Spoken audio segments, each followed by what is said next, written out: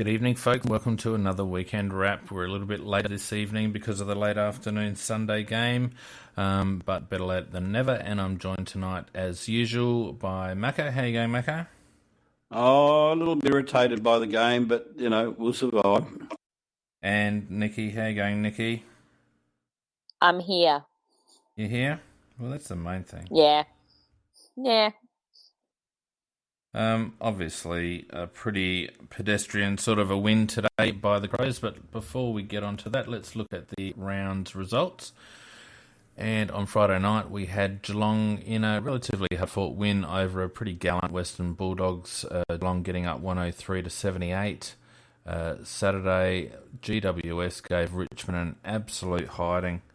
1-1-1 to 20 did their percentages and top two chances, no harm at all. Then we had Hawthorn getting up in a bit of a slog really, by 19 points over Carlton, 74-55. Just excuse me, I think you're breaking up a bit there, Feenix. Not on this end. Maybe on your end. Must be my end. No, to me as well. Am I? Yeah. Yeah, definitely. It's the last thing we need. Hang on. How's that? Any better? That's a lot better. Rightio. Sorry about that, folks. We had, where was I up to? Collingwood doing us a favour by getting up over West Coast. West Coast are really just falling over the line at the moment. Collingwood getting up 91-72. The Pow giving Brisbane a good old-fashioned thumping by 94 points. 173-79, kicked 25 goals. It could have been even worse. North Melbourne. Wasn't this the second coming of John Butcher as their saviour? But haven't we had this before with him? Oh, look, it's Brisbane, for God's sakes. If they're going to get excited about a win over Brisbane, then God help us all. God help them, that's for sure. The Roos getting up over St Kilda, that was a danger game for them, so they would be happy with that, 85-62. D's getting up in a really close one over the Suns, low-scoring affair, 66-64 today, and Sydney giving Freo a belting in Pav's 350th. Poor old Pav is... played 350 and probably deserved better out of his career than what Freo have been able to give him, really. Sydney getting up 137-47, a lazy 90 points, doing their percentage no harm at all. And today, in the twilight bloody game that everyone hates, Adelaide getting up 22 goals 11, 143 to 9 goals 761, a 82-point belting by the Crows over the Bombers. What do we think of the weekend's results before we get into the Adelaide game, guys? Well, my first comment is it's the first week I picked 9 winners, so I'm happy with that part of it. Also, I did very well in my dream team. That's my highlights. Well, it's all about you, Macca, of course. That was all about me, yeah. But no, in all seriousness, I thought other teams, Sydney, they certainly did what they should have done. Geelong did what it should have done, and I thought while we won today, because we got those last 3 goals kicked against us, and I thought we were pretty sloppy in our play at time by overdoing it with handball. That almost had a feeling because of those last 3 goals that it felt like a loss almost because of that, and it was irritating. Yeah. Dan Squid sums it up, and we may as well end the wrap right now. Boring round of footy. And that's all from the wrap this week. We'll go through it. Just quickly before we drill into the Adelaide game. Yeah. Before we drill into the Adelaide win, let's just have a quick look at the ladder. We've got Hawthorn out in front and seemingly with top spot wrapped up on 60 points. We've got the Giants and the Swannies and the Cats and the Crows on 52, separated.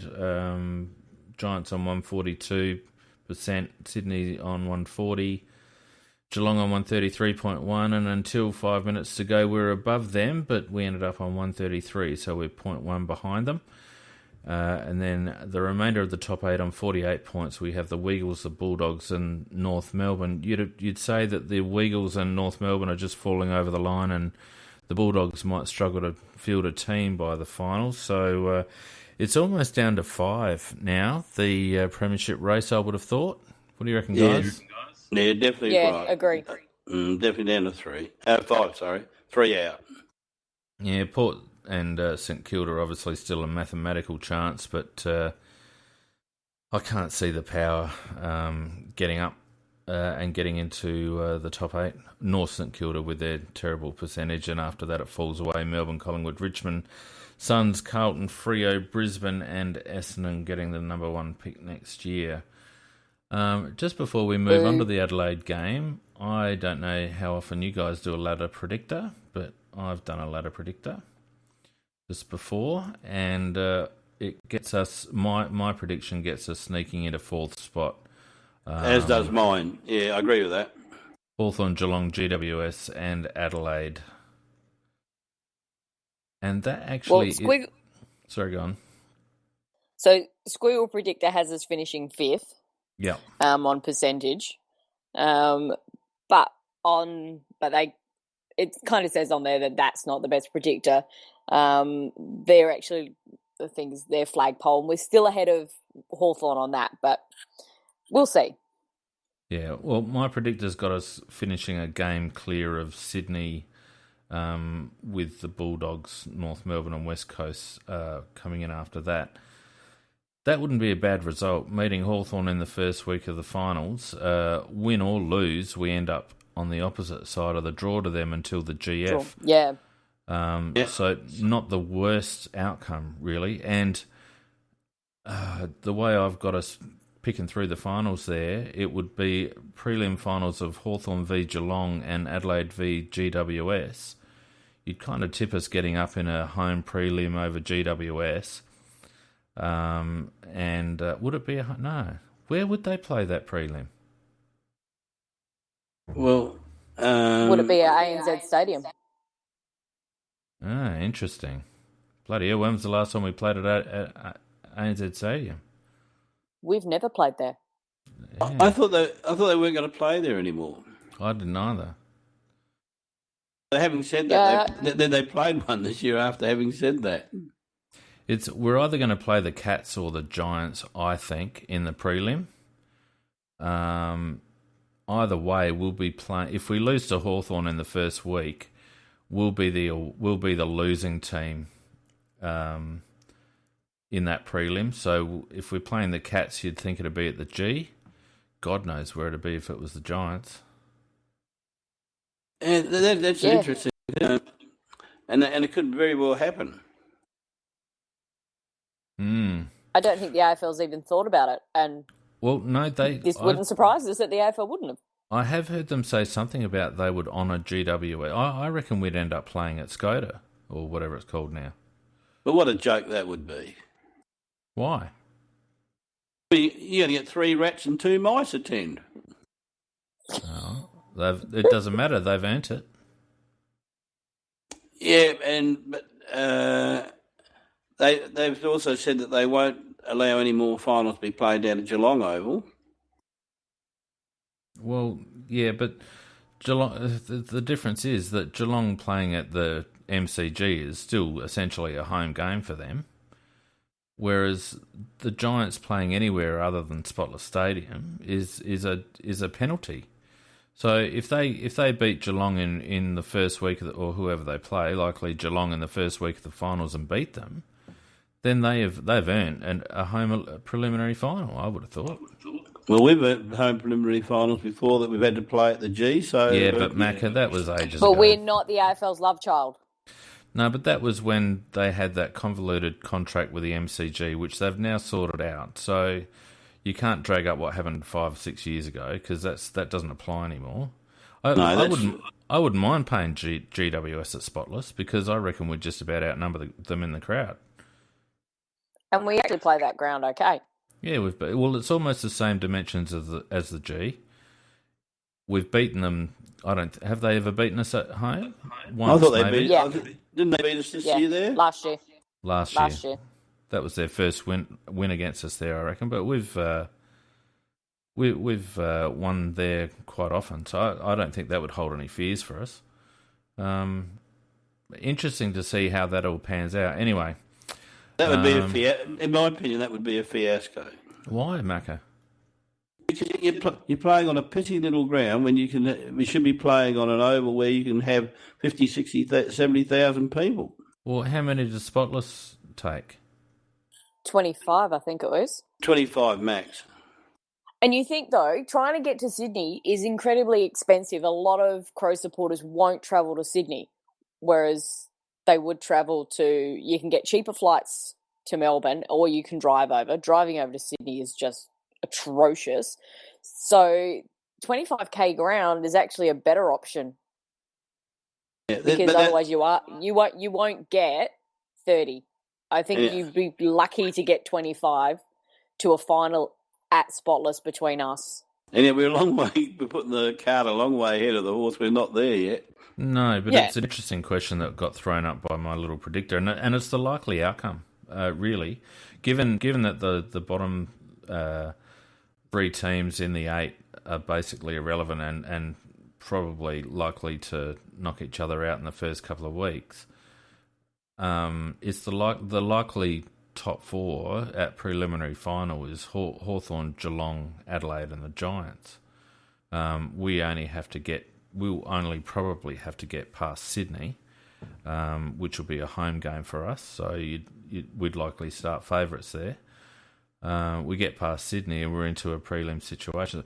That's the likely outcome. And I personally can't see the AFL investing all this money in the Giants, creating a finals team, and then missing out on creating all that finals hype, in Blacktown. It's going to go there. I'd be stunned if it didn't go there. Well, you're probably right, but I'd be very disappointed if it did, because I just think that's just just burning money. And they're burning enough money on bloody GWS as it is. Yeah, but why burn all that money and then not take advantage when they actually get up, Macca? That's the thing. Well, they get enough advantages as it is. No, I can't agree with you, Macca. I don't think you're being very objective there. No, I'm not. Hang on, I'm sorry. When did that memo come out? It was supposed to be objective. I don't think that's ever happened. I'm not being objective. I've been very emotional about it because I just think and I know that you're probably right that that's what might happen. But I just still think it's illogical, given the fact is that they always talk about this home of money football and then playing in capital cities on the main grounds, and I think they should play on the SCG. Oh, I wouldn't want them to play on the SCG, mate. No. I'd rather play them at Spotless than the SCG. If that's what you're arguing, then that is what I am arguing. Yeah. So you're happy for them to play in New South Wales, but you'd rather they didn't play at Spotless. Correct. Wow. And you call yourself an Adelaide supporter? Why? We've got a good record at the SCG against Sydney. They will cut us up. Not against them. With their marking power, they will absolutely tear us to shreds. Their run and carry and their forward line, they will cut us to shreds up there. I think their game is based around the larger grounds. I honestly think it is. Their ground is a large ground, and they play it beautifully. All right, well, we shall see. Let's move on to some stats, shall we? I didn't like some of our stats, to be honest, Macca and Nikki. We had 457 disposals to 363, but it was this kick to handball ratio. We overhandled the ball, and that was really highlighted in these stats. 241 handballs, 216 kicks, so we went at over 1-to-1 handball to kick there, which is a shocker. Matched them in marks, matched them in tackles. Got slammed in the hit-outs, obviously, with Source going down, and we'll talk about that in a minute. Our conversion rate was pretty reasonable, 67%. Disposals per goal was up a little bit because we overused the ball, 20 disposals per goal, 13.8 per scoring shot. 65 to 45 inside 50s, and for much of the game, they matched us. It was just really that burst in the third quarter that gave us the upper hand there. Inside 50s per scoring shot, obviously, we were quite efficient when we did go in forward. But yeah, Macca, we were talking beforehand, that kick to handball ratio, mate. Well, it was a shocking ratio, and a lot of it was due to layer rising. And for me, the villain of the day, night, whatever you want to call it, was Rory Atkins. He just absolutely refused to do the very first thing that came into his head. He just wanted to weave and duck, and eventually ended up. I noticed he had 7 kicks and 19 handballs, and a lot of those handballs were forced by the fact that he was playing Mr. Lamb a lot of the time. And I was really disappointed in his game. I think while he got 26 possessions, it's one of the worst games he's played for us. Now, Ben on the chat says it was the handball play that got us out of trouble. Mate, I would counter that by saying it was the handball play that got us into trouble in the first place, which then made us handball more to try and get out of trouble. But anyway, Nikki, what did you think about that? There was some absolutely shocking kicks. Absolutely shocking kicks. Decisions that were made from players who should know better. And I'm looking at Luke Brown in a couple of instances. We like taking that risk, and I'm happy for the players to take the risk, but don't kick over the head of the player who's surrounded by 3 Essendon players. You have to get the kick right. But Nikki, still the ratio was totally wrong. Any team that's going to have something like about 1.25 to 1.5 handballs per kick in a final is not going to do very well. Watching it at the ground, a couple of those handball plays, yes, some of them did get us into trouble, and it was particular players who were doing that. But other times, it was that quick flick of the handball and just keeping the ball moving, which was making Essendon move their flood. They'd all flooded an area, and it made them spread, and it allowed us to get through. Brad Crouch was a bad instigator for a lot of our entries into our forward 50. He was just kicking it up in the air. I thought he played a pretty decent game overall. It was just into forward 50, he would just do those big bombs up into the air instead of lowering the eyes and pinpointing a pass, which we often did. A couple of the chain handballs that we had would then allow us to get closer to the forward 50 line. But that doesn't mean the kick was necessarily wrong. The execution was wrong. No, because he was too far out. He needed to kick to somebody who was on the half-forward line, not trying to get the big distance and bomb it in up high so that Essendon could set it up and block our players from running at it. Yeah, I thought Crouch was terrific. Brad Crouch was terrific at getting the ball today, but some of his decision-making is still not quite right. But at least those big high kicks. Yeah, he knows better than that, and he kept doing it. And he did a few wild handballs as well, Nikki. But apart from that, I do like the direction his game is going. At least he's starting to get an air of authority about the way he's playing and getting the ball. A couple of other head-to-head stats. We won the contested possessions. Obviously, we won the uncontested possessions with that high handball count. Effective disposals, we went at 78.1, which actually surprises me. It was always the last kick in the chain or the last handball in the chain that seemed to be ill-directed.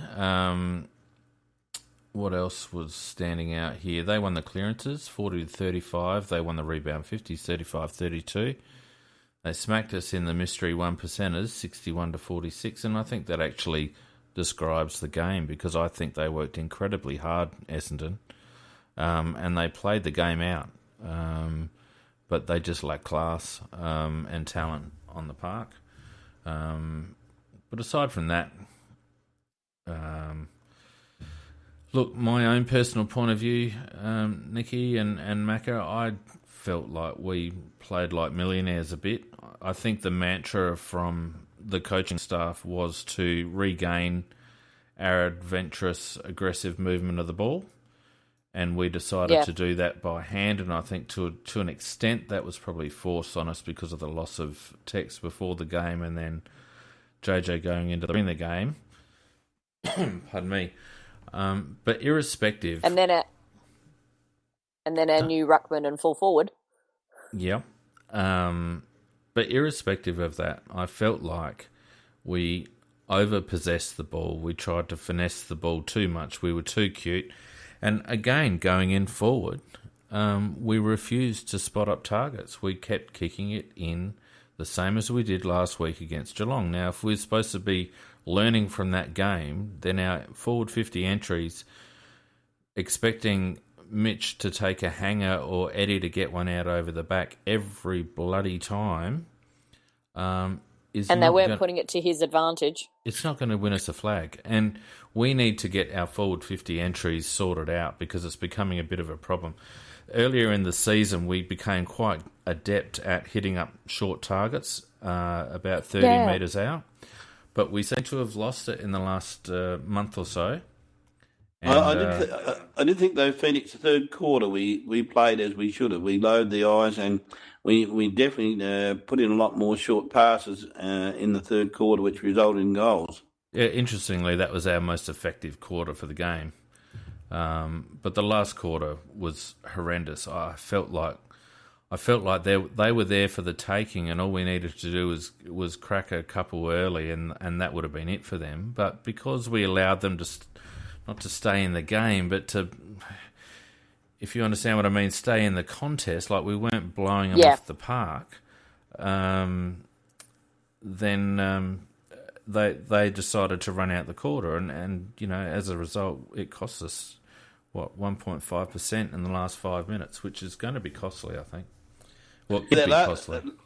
The last 5 minutes, they were full of run, and we looked like either we didn't care or we were stuffed. I don't know which one, but the last 5 minutes was so disappointing. That's why I said you just had that feeling of almost like we lost. But I mean, that's quite silly. But it was just so disappointing because you know that every goal's got to count towards the end of the year.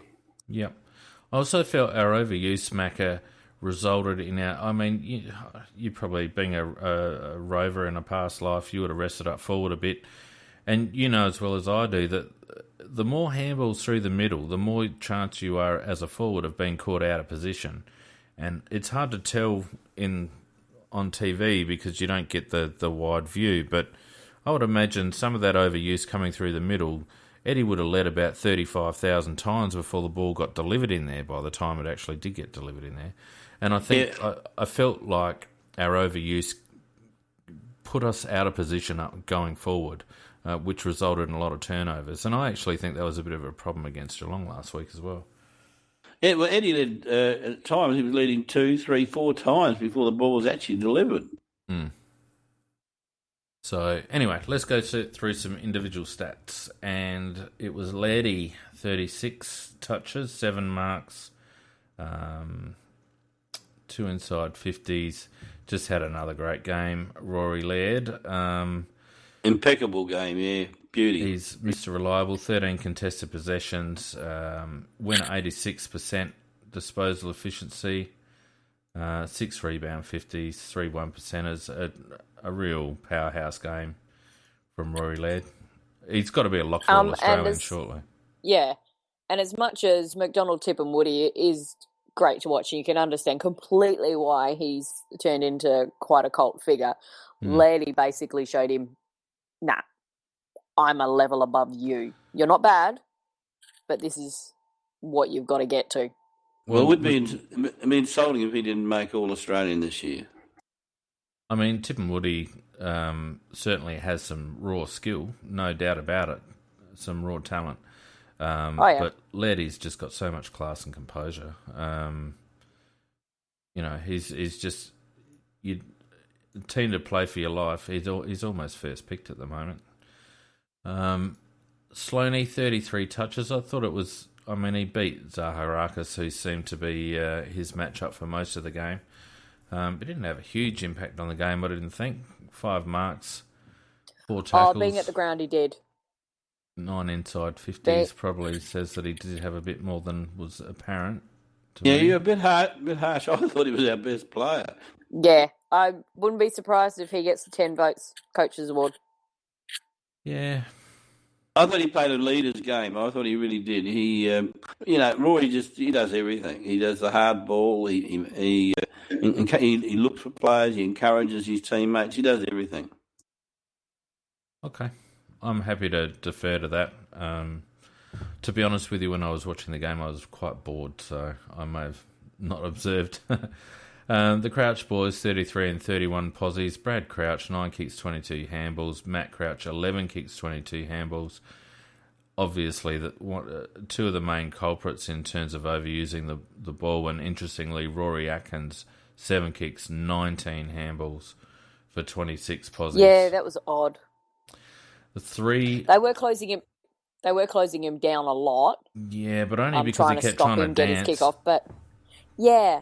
You're being kind, Nikki. As Macca said, no, but as Macca said, because he wasn't taking that first option that he should have.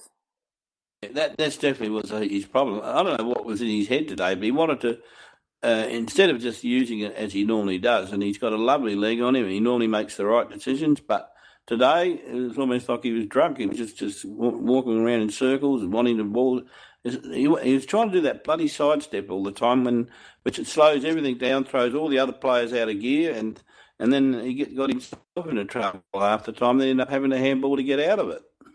Despite 73.1% disposal efficiency, he had 7 clangers, which is pretty high for Rory. He's usually pretty clean. I thought David McKay tried pretty hard. Certainly wasn't our worst. 24 touches, 4 tackles, 3 inside 50s. Just lacks a bit of hurt factor, David, doesn't he? A couple of those runs. Yeah, a couple of those where we were having those nice flowing linking runs through the midfield. He was integral to those. He did some really great hard tackles, or just got the hand in to deflect the ball to our advantage a couple of times. I thought this is up there with one of his better games. Well, you make a good point, Nick, because one thing that D-Mac does do is he gets himself involved, and he's often there for the handoff and all that sort of stuff from bloke under pressure. So, and he was that man again today often. I thought Brodie Smith wasn't too bad in patches, but only the 24 touches probably could have got off the chain a little bit more. He is. I was quite happy with his game, apart from his kicking for goal. Yeah, but he worked a lot harder today, I thought. I thought he started a little bit of touch, and he definitely been playing in the back lines there. He could have been out of the play, but I thought he forced himself into the play a bit. Yeah, I agree with that. He hit a couple of great anticipations, just hit things at pace, which was really nice to see. We haven't seen that from him for quite a while. My one knock on David McKay, who I thought played a reasonable game, is when he does a kick under pressure, he does that. He just does those silly little high kicks all the time. Yeah, Simon Tregenza. And that's the thing, and that's my one criticism of his game today. Otherwise, he would have got away unwhipped. Unwhipped. To be fair, Modra used to love those high little dolly kicks from Tregenza. You just go watch the Modra highlight reels. Most of those specky marks, everything he was taking was from those trigger kicks. Yeah, Mods would see Trigger get the ball and he'd go back 10 metres and just wait. Scotty Thompson had the worst 29 disposal game I reckon I've ever seen. We rested him. No. It was quite pleasing to see that the club actually rested Thompson this weekend. He sat on the bench for 10 minutes before they brought him on. Yeah, he still had 73% time on ground, Nick. Yeah, and 29. Well, that's because once Sauce went down. Yeah, but 29% worst possessions you've seen. I can't remember him doing very much good at all. I don't know what his efficiency was, and he'll probably be making an absolute liar of me, but I thought he was virtually insignificant in today's game. Well, he was doing some good stuff in the last quarter. Yeah. I mean, he's tough in close and he lays a tackle and all the rest of it, but ball in hand out in the open, he's almost ineffective now. It's always a 15-metre chip kick or a kick down the line, not really spotting anyone up. The club won't make a call on Scott, but I think his inclusion today, instead of Harry Wigg, I think was a big mistake. We just needed a couple of young kids that were going to be hungry. Scotty needed the break, in my opinion. 19 uncontested possessions for an inside player is quite unbelievable from Thompson. He only had the 9 contested, 4 clangers, 4 clearances, but no inside 50s or rebound 50s. I don't know. Wasn't impressed. I thought Seeds did all right. I thought, just on Tomo, I'm with you. I believe he should have been rested this week. It was a perfect week to rest him. I think we may regret not doing what it should have done with a couple of our mids. But anyway, as it turns out, Sauce could have had a rest and his ankle would have been all right. But anyway, Seeds I thought did all right. 23 touches, 14 kicks, 3 marks. Not a bad return to form. I mean, he did what you'd expect him to do against a team like Essendon. So he got the ball inside 50 4 or 5 times, which was... Jared Lyons was patchy, in and out. 8 kicks, 13 handballs, 4 marks, 6 tackles though, which is good. I just felt like... 7 clearances, that's what you want Jared to do. Obviously, he was playing a little bit more inside than Tomo this week. Which may have made him slightly less prominent. Thought Ta's got a bit stitched up today, to be honest with you. What do you reckon? No, Talia absolutely torched his teammates a couple of times and cost us. So twice he went for the punch when we had the mark and it was going to be a clear mark, and he knocked it into the direction of Essendon for scoring opportunities, and I think there was something else as well. He seemed to have a bit of a dog of a game. Well, he did. Danaher definitely had the better of him. Danaher's kicked 4, and he's probably found the boundary instead of the goals about another 4 or 5 times. He had, 21 possessions. I know some of those were on the ball, but I would say that he took the honours against Talia today. Absolutely. 11 marks he had, and whilst Tales had 7... they were usually in the open. I thought in the one-on-one contest, Daniel was found a bit wanting today and kept looking around, where's my backup? Rightly or wrongly, but irrespective, one-on-one, I think Danaher did him today. I thought Lynch was a little bit quiet. I thought Douglas was very quiet. No, Lynch wasn't. Yeah, he was. Quieter than normal, Nikki. Not at the ground. The work he was doing up and down blocks, creating space. I think, yes, his stats might be down, but the work he was doing, can't measure in stats. Let's look at this objectively for a minute, though. And this is a comment I made to Macca before the broadcast. We won by 80 whatever points, so... On the surface, 82. On the surface, you think, well, an 82-point win is a good win. The fact that Essendon essentially outworked us, that was visible and also backed up in key stats on work rate. And the fact that they still got beaten by 82 points means to me that they're severely lacking in class. Now, if we're playing a team that's severely lacking in class... the amount of talent we had on the ground, if we match them for work rate, we should win by over 120 points. Now, to me, we didn't use blokes like Lynch effectively. Douglas didn't work himself into the game. Even though Charlie Cameron was in and around it, he still only had the 14 touches. To me, I don't think we looked convincing. We won the way we won because of our superior talent and class on the ground. But if I was an Essendon supporter, I'd be quite happy with the effort that they put in. And as an Adelaide supporter, I wish that we put in the effort that Essendon put in, because we would have won by what we should have won by. That's my opinion. I think it's absolutely accurate, and I totally agree with everything you said. That's why I was frustrated after the game rather than happy. I thought that Essendon players did give what they had to give. They haven't got enough to give, but they gave 100% of what they got.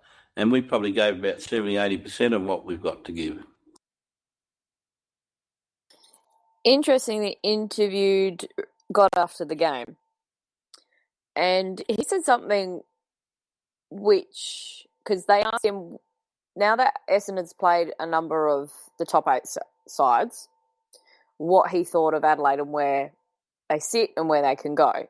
Now, he didn't say anything about where we, yes, they can win or the premiership or whatever. But what he said I thought was kind of interesting is that he's watched us live a number of times already, particularly because he's been doing radio commitments, etc. And what he noticed then was the trust we have in each other when we play. That's how he described that Adelaide plays, with complete trust in their teammates. And he said on the ground it was so noticeable out there, even more so. And Essendon were talking after the game in the rooms that this is what they've got to look forward to do. That's what they've got to try and do. And the way he was talking about it, they were not happy. They know they were comprehensively beaten. We're saying, yes, we should have won by more. Essendon were doing everything possible to make sure that we didn't. We still managed to get our way through it. I'm not as down on the game as what you two are. Yes, that last 5 minutes has made me very pissed off. I'm also a little bit tired and grumpy, so that didn't help as well. But I completely disagree with you, Feenix, about Lynch. Lynch was everywhere. I think I wouldn't be surprised if he makes it into the coaches' votes. And you haven't mentioned the one player who you don't like very much, but I think we need to talk about him and get off this negative Nelly and actually talk about what JJ did. I didn't get down that far pretty much yet. Almost. Don't get grumpy. Well, good. I was down to Cameron. I'm going to get grumpy. What do you mean get grumpy? You'll just stay grumpy. Look, I'm not doubting that Lynch didn't work hard, because he works hard every week. What my point is that we didn't use him effectively, and there are a number of players in the same boat. And it comes back down to our midfield, and I think since the bye, our biggest Achilles heel has been shown up repeatedly, and against the good side, Geelong, it was shown up, for all to see that we lack class in our midfield, and we also lack work rate in our midfield. And I think we were outworked at times again tonight. And you only have to look at some of the numbers there, and some of the efficiency rates there, and the kick-to-handball ratios of some of our key players like the Crouch boys and Rory Atkins, who's got a laser foot and yet handballed it 19 times, to see that they weren't playing in a manner that is going to hurt the opposition. They're playing keepings off football, but not actually moving the ball forward effectively. All they're doing is causing the forward line to run around like chooks with their heads cut off, because they don't actually know when some idiot is actually going to think, oh, maybe I'll put it on my boot. Yeah, only having been one of the greatest critics and saying everything you've said, I suppose the one defence that the players might put up against us is the fact that the loss of Jacobs totally destroyed our structures, because we were already one tall down in the forward line because Walker wasn't playing. So that made it our forward line, as I predicted, I thought we would go with a smaller mobile one. But when we lost Jacobs, and we were using players such as Lynch in the forward line rucking, and then we actually brought Hardigan into it as well, and Jenkins had to do a lot more. So it just, I thought it did destroy our structures a little bit, and that's why we had to really lower our eyes and be more select with our usage of the ball, because we didn't have the tools there that we normally have. Well, you made a key statement in that little piece, Macca. You said that we elected at selection to change our structure. We didn't go like for like on Tex. So we went one tall less this week, which I would have thought would have already meant that they would have talked about hitting up targets up forward. Right? Now, yes, absolutely, JJ moving out of the forward lines hurt us, and I thought JJ did, really well in the ruck, thanks, Nick. But it did hurt us going forward. But you would have thought, Macca, that we were already in the mode of trying to hit up targets, considering that we were playing a smaller forward line anyway. We should have been, yeah. So whilst, yes, it did hurt us, it shouldn't have changed our game plan to any great extent. And yet, if it wasn't for Mitch McGovern having vice-like hands and being able to take marks, 1v2 regularly, and if it wasn't for Betts being creative and a few front and square goals by various players that were more or less fortuitous, our forward entries were pretty much ineffective, apart from, as you say, that burst in the third quarter. Yep, that's the one quarter we did it really right. The two guys, and you didn't give much kudos to one of them, but I did like their game. Eddie Betts, as you said, I thought he was outstanding, and he just added so much to the side. And with his 5 goals, I thought he was in the best 3 on ground. But I actually thought Charlie Cameron's game was a lot better than you gave him credit for. He might have only had the 14 possessions, but I thought he had, amongst those 14 possessions, some of the most exciting possessions of the day. Oh, absolutely. No doubt about that. He's almost a bit Rioli-like in that respect, that he can have fantastic 14-possession games like Rioli can have fantastic 10-possession games. It's just never going to get him... if he could get his hands on the ball 10 more times, Macca, imagine how dangerous and difficult to match up on he would be. And yes, he does some fantastic things. It just needs to stay in the game for longer periods, I think. And I think he will ultimately. I think he's going to develop into a star. Yeah. I agree. Yeah, and he's already staying. We've seen improvements from him by leaps and bounds every year we've had him on the list. Yep. Agreed, Nikki. Yep. I thought Jake Lever played like a man who was very, very disappointed to see Kyle Hartigan kick his first goal in AFL football. Man, when he was lining up, I was looking to try and find where Lever was, and I would not have been surprised if he was standing on the 50, sledging him. I wouldn't have been surprised if he was standing the mark, Nick. Yeah, but I think he was actually on the bench. It was like, damn it, I wanted to see what he was going to do.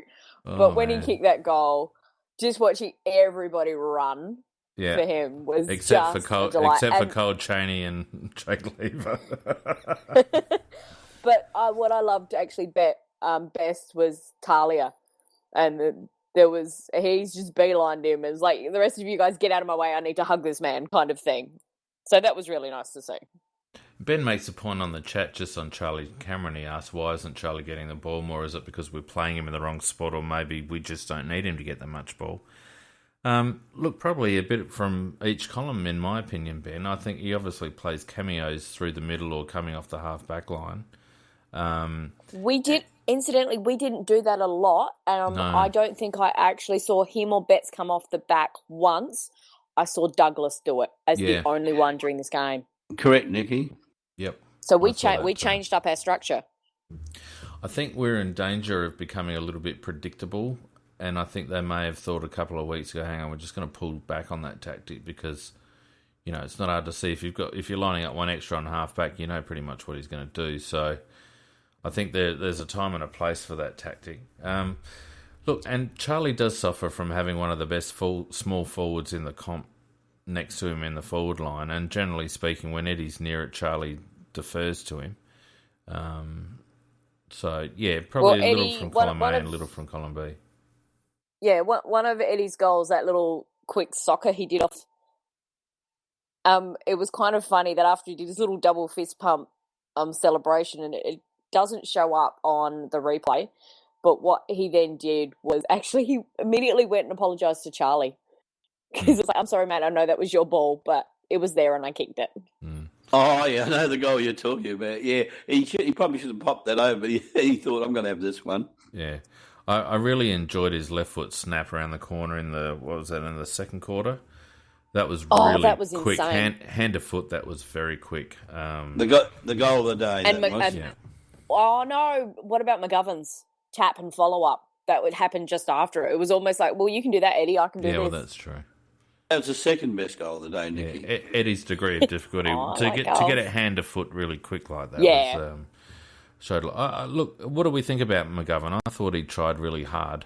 I felt like he was outnumbered quite often and blocked. But Jesus Christ, you'd almost call him Modra Mark too. Like he could be anything, Mitch McGovern.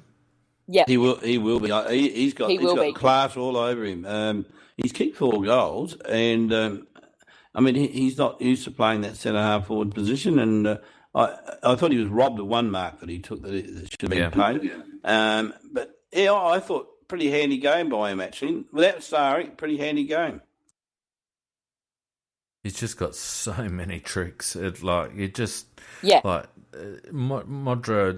used to chase balls down and all that sort of stuff, and he was sneaky quick and he'd take marks from anywhere. You get the feeling Mitch as he gets more confident, he's going to be taking those marks. And not only that, his defensive pressure inside forward 50, although it wasn't so much on show today, it's just another string to his bow. And, oh, God, look, I hope we keep him for the long term, and he's going to be an exciting player to watch as he develops and gets 50 games under his belt. Well, I think he's developed as the year's gone on. I remember seeing him in the pre-season game and thinking next year that lad's going to be very good, but he's very good now.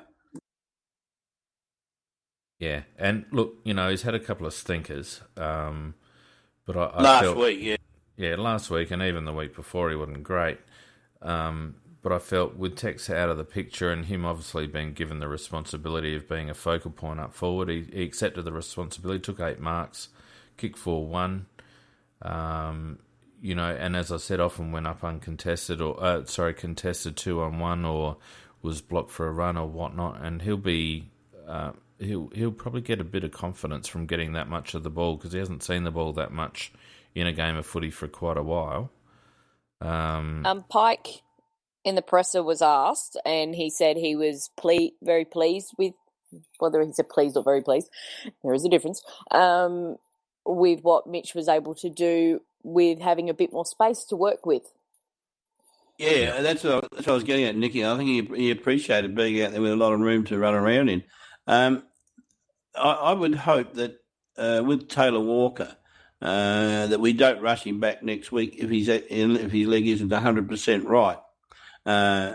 And also, I hope that we rest Sauce next week and we bring in Sauce Mark 2 in Rod O'Brien, and that would enable us to bring back another tall back in there and Jenkins to stay up at the full forward line and play our normal type structure with McGovern being playing in place of Walker. But we're playing Brisbane next week, and I just hope that I'd like to see McGovern playing one more game there, and then to do that, of course, you'd have to bring in Riley O'Brien, who is, of course, his housemate. Any takers for Douglas going out for Harry Week? Because we're not going to drop Thompson, obviously. No, not at this stage. Too late. Yeah, I thought Dougie actually had a decent game. So he how kind can of you just say did that he had enough. a decent game? How many goals did he kick? 2. He's playing up forward. Yeah, he's playing up forward. He's also up against Eddie, who kicked 5. Charlie, who kicked 3. He put 2 in. He was around that contest. He was keeping the ball in an area when he had to. He laid some great defensive tackles. He went into the midfield. He worked hard at clearances when he was in there. He had a decent game. Yeah, I think unfortunately for him, he's gone a bit of a circle because he was always being played on a half-forward flank, and then he got his a couple of years in the midfield. He was going all right. But this year he spent most of it on the half-forward flank again. Well, my final comment on the game is, to me, it highlighted again that we lack one midfielder with real hurt factor. As much as Sloaney gives us that to a degree, in terms of just his general work rate, we lack one midfielder with a real genuine hurt factor, and I think that's going to be our Achilles heel going into the finals. Can't argue with you at all about that. We've got a good working class midfield, but we don't have that star midfield. Just one. That's all we need, Macca. I don't think Brad Crouch is going to be it this year, and I'm starting to wonder whether he's going to be it full stop. I think the Crouch boys are going to end up being good, solid workhorses for the Crows. But I just... Brad doesn't seem to have the touch and the composure that he had when he first bobbed up. He I don't know what it is. Whether he needs another pre-season, I'm not sure after all his time out. We know that he's been out for so long and it does take a while to get back, but I don't know whether he's it, Macca. And aside from that, we've just got good, honest players in the midfield. Oh, I think he can be long-term. When you miss as many games as Crouchy has with injury, it does take nearly a full season to get going again and get back to the level that you're capable of. And at the moment, he's playing on maybe 5 cylinders, and at his best, he's a V8. And I think, next year, with another pre-season underneath his belt and no more injuries, I think he can be the player we want him to be. Well, he needs to pick up a yard of pace, and he needs to gain some composure. Hopefully, with this year out of the way and another pre-season, hopefully injury-free under his belt and another 25 games, he can develop into the player that we expected him to be. Certainly his brother is a workhorse, but I don't know. Again, pick 19 we gave for Matt Crouch. I don't know. Is he playing like a pick 19 at the moment after a season and a half? Yeah, I'm happy with him. Yeah, I am. I think he's been a good get. He's a workhorse. He's going to be another. Evasiveness today was really key when we were doing that too much of that handball run and everybody's been sucked into the ball. His ability just to take that little extra step to the side and create space was very beneficial. And that's something you can't teach. And he's really. His hurt factor. Well, not a lot. He had a bit. But what his hurt factor will be just sheer weight of possessions going forward, because he's very much like Priddis, and he'll be Adelaide's Priddis. Well, we'd rather him be Adelaide's Sam Mitchell. Because he hasn't. Because he there's actually not that many plays, of those around, though. No, but he actually plays a bit like Sam Mitchell. He doesn't get up and down the ground too much. He handballs a lot.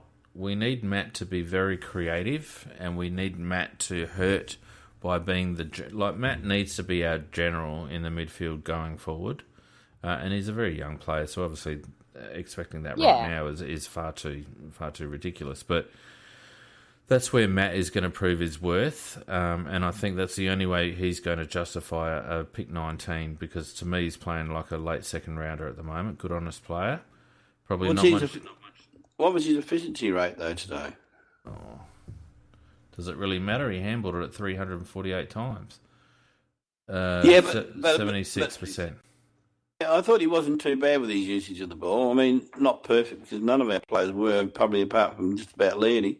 But I thought that most of the time he made the right decisions.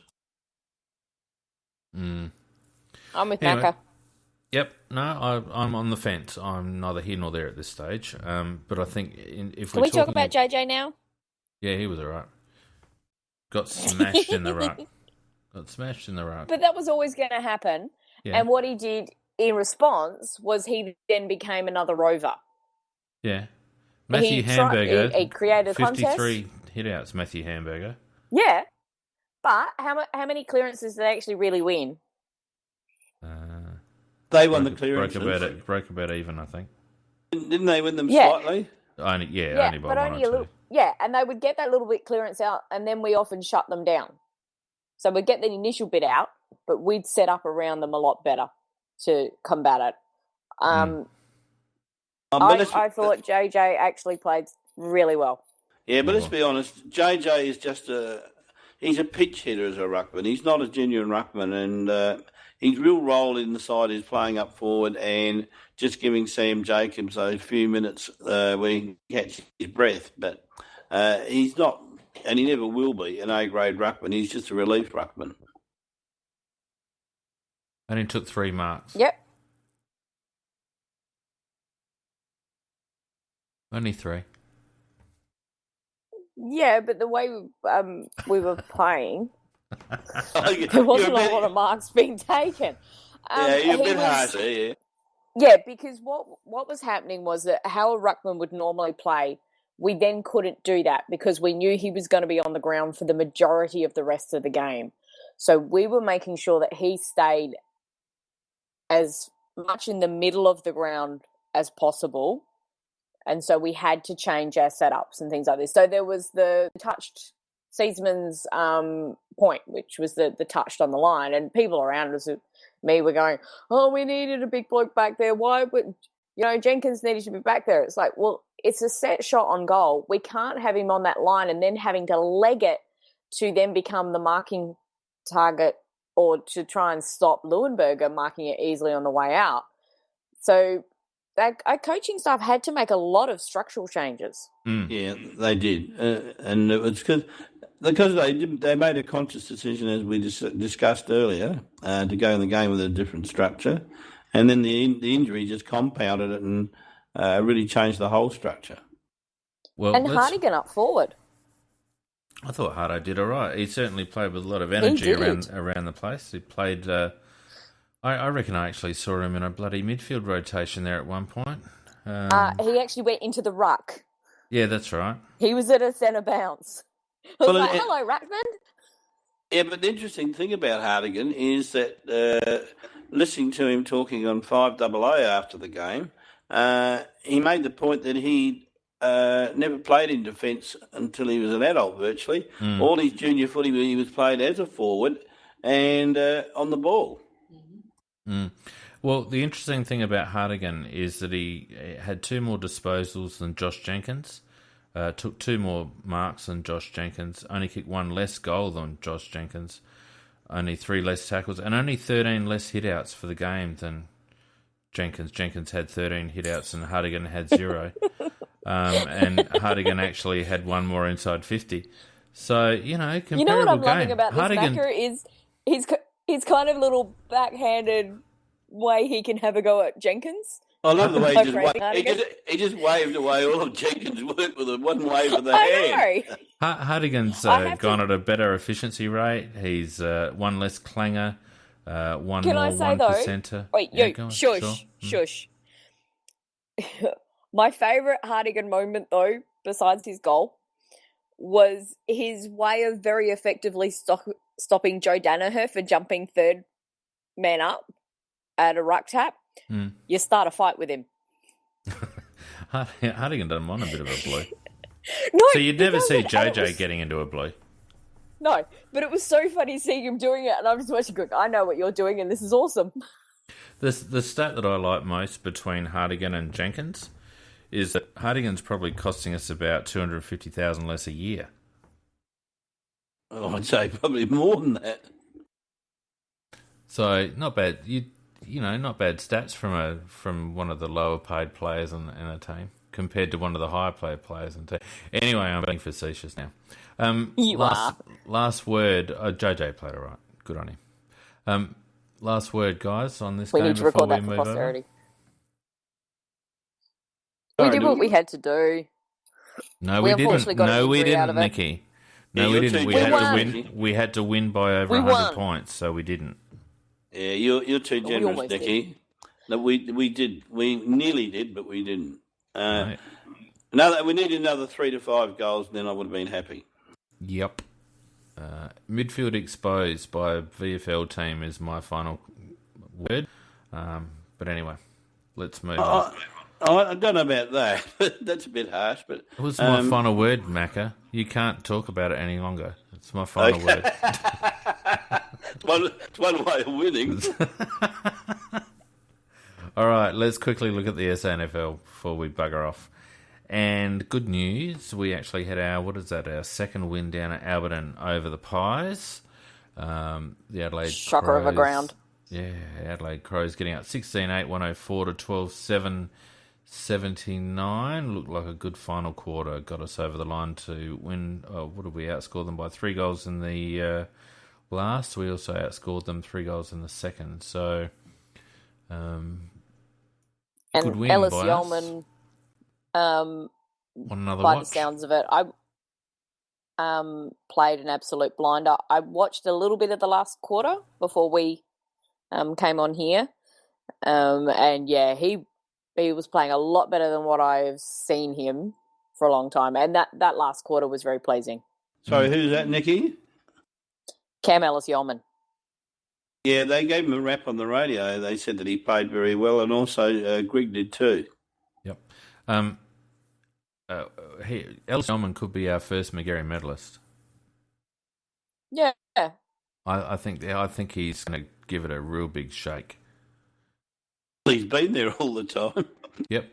And he's racked up 30-plus possession games every week. Every week, yeah. 34 again today, 6 tackles, 9 clearances, 7 inside 50s, 2 goals, 1. Pretty massive game. Apparently a blinder of a left foot kick in the first quarter for a goal. Yes, it was. I saw the highlight from the left-hand boundary line. It's a bit special. The good thing about his game too, 18 kicks, 16 handballs. So sometimes he can get a bit handball happy as well. But he got it on the boot a fair bit, 4 marks, and so really good. Griggy as well, 17 and 17, 4 tackles, 9 clearances as well, 7 inside 50s as well. A really good game. Can we just stop for a quick one moment? Those two boys, what do you think their future is? I mean, Tomo, on the way he's playing, I think he's replaceable next year. And do you think it will be one of those two boys, or will we go outside? And do you think those two guys will stay with us, or do you think they'll look for other clubs, or what do you think? I think Griggy might be the one that might go. But from what I understand, I think there are a number of other clubs that are interested in Cam, but he's very, well, how do I say, settled, or I think he's very invested in the culture at Adelaide. Yes. And him going anywhere else would probably actually be detrimental for him personally. Yeah. I noted that he made a tweet, when was it? Last week sometime, mentioning Phil Walsh, and I just wonder with Ellis Yeoman whether Walsh's death, he's one of the ones that it's hit harder. Remember I mentioned that was my impression. Yes, without knowing him personally. Yeah, last year when everybody's going, oh, why isn't he back in the team? It's like, well, there's other things we need to look at, not just performing well. And it might have been that, it could have been detrimental for him to actually play at the AFL level and the pressure there and just leave him in the SANFL. What was really interesting I saw was in singing the song afterwards, I think one of the happiest persons and the most invested in the song was actually Luke Loudon. Which is flies in the face of some of the feedback we've gotten about his attitude. Yeah. Glad he can sing. He isn't playing too well. Well, Hampton was interviewed after the game, Curtly Hampton, and he said this is the first game he actually feels like he's back up to match fitness as he should be. He struggled the first couple of weeks, and he was really pleased with how he felt after the game. 14 and 8, 5 marks, 3 tackles, 3 frees, 4 inside 50s. And a goal. 2 rebound 50s and a goal, yeah. John O'Beach deserves a mention for 27 disposals and 12 marks. 4 tackles, 4 inside 50s. Dean Gore, good to see him creep up a little bit up the possession count. He had 17, 3 marks, 5 tackles, 4 clearances. And Troy Menzel. Sorry, go on. Yeah, I was going to say, because there was as Vardy Magic put in the chat, the 2 goals, 16 possessions, and what I saw, and they did say it on the replay, that even though he's been out for 4 weeks with a concussion, he's just had no fear about putting his head over the ball and just going full for leather at it. The other one was actually Sam Shaw. Really pleasing to see him back. Yeah, and get through the game. Yep. He's a defender, so, obviously not massive stats, but took 4 marks, 2 rebound 50s. Just great, as you say. Let's see him get through a game. Troy Menzel wouldn't like watching his brother playing for the Cats after 4 recons. You just if Troy can get up to Daniel's level, we've got a serious player on our hands. Because I'll tell you what, Daniel's a gun. Yeah. Yep. Absolute and they've always gun. actually said that Troy is the better talent. Mm. We all know that talent alone. No. Takes work rate and guts as well, and Daniel's got tons of that. Well, to get back See, from that's the 4 thing recos, bloody hell.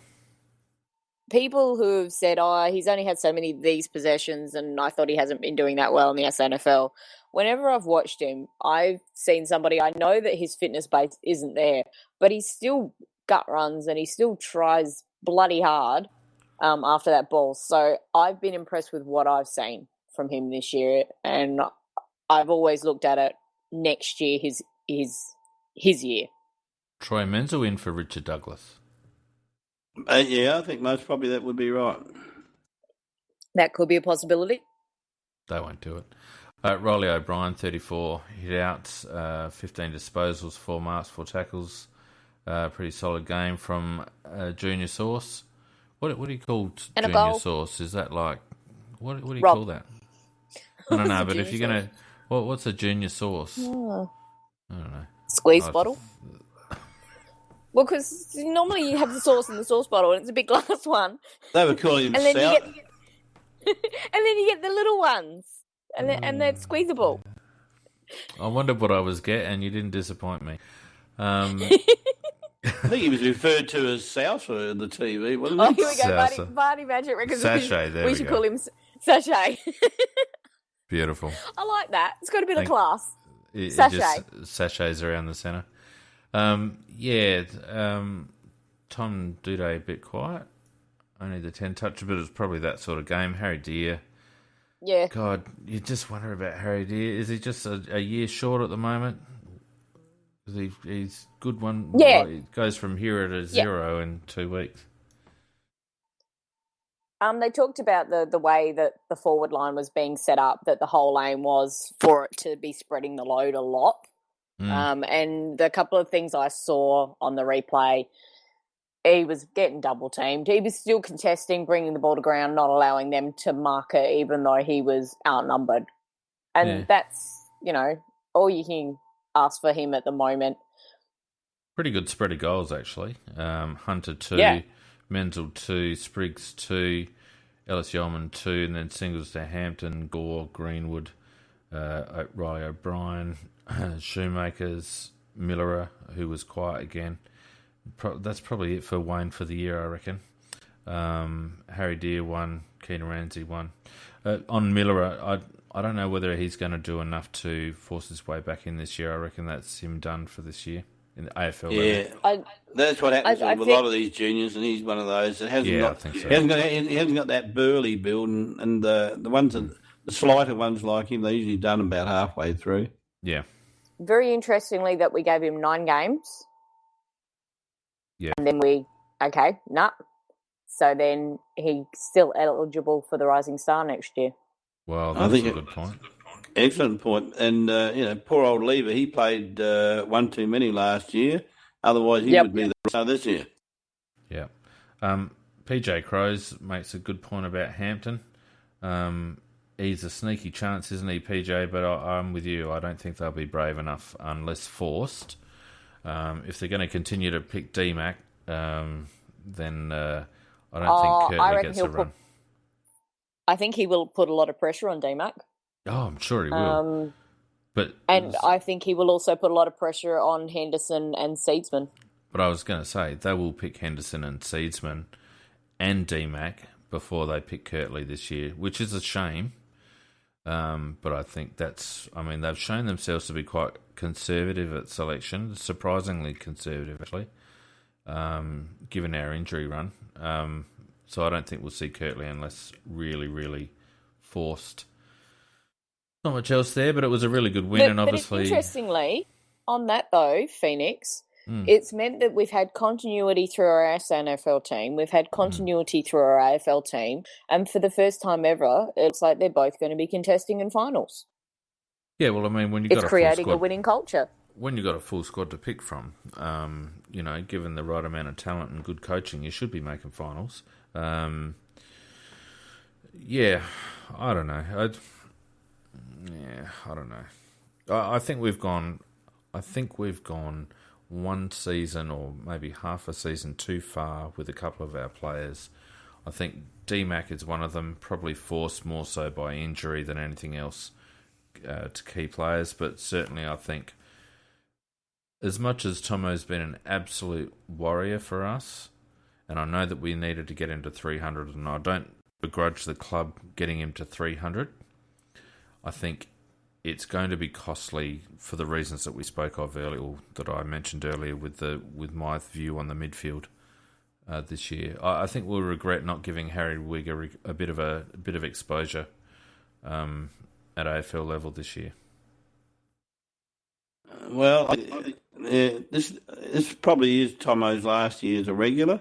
Even if they sign him up for one more year, I still think he won't be a given that he's going to be in every week next year. So these boys that can't get in this year, they've had very good grounding this year, and when they come in next year, you'd expect them to perform almost right from the word go. Well, definitely. I'm with you. I don't think Griggy will be with us next year. I think he'll leave. And he'll probably command, what do you reckon, a third rounder? Maybe a late second rounder? A late second rounder. Yeah, that's it. Late second to third. Yep. Cam will hang around, and he might be the beneficiary from an inside player's point of view if Tomo does drop off a bit. Absolutely, yep. Harry Wigg, obviously, is a midfielder in waiting.